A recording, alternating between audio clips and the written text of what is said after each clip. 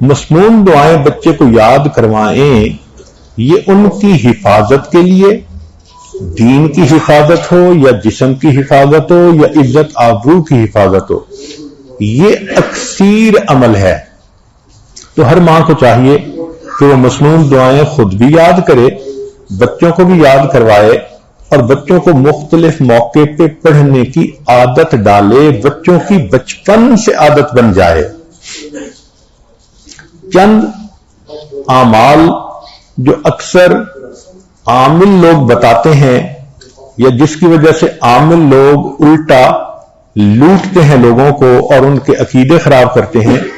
ہمارے حضرت رحمت اللہ علیہ وہ اعمال بتاتے تھے، ان کا بھی بتانا ضروری ہے تاکہ ماں کو پتا ہو کہ ان اعمال کے کرنے سے کیا کیا فائدہ ہوتا ہے۔ ہم جہاں جسمانی دوائیوں سے فائدہ اٹھائیں گے وہاں قرآن کے ان اعمال سے بھی فائدہ اٹھائیں۔ ہمارے حضرت رحمت اللہ علیہ فرماتے تھے کہ جب کبھی رات کو نکلنا ہو ویرانے میں، جنگل میں، اور یہاں تو جنگل میں جانے کا بہت زیادہ رواج ہے، تو فرمایا کرتے تھے کہ شام سے پہلے اگر پڑھ لیا جائے چند مرتبہ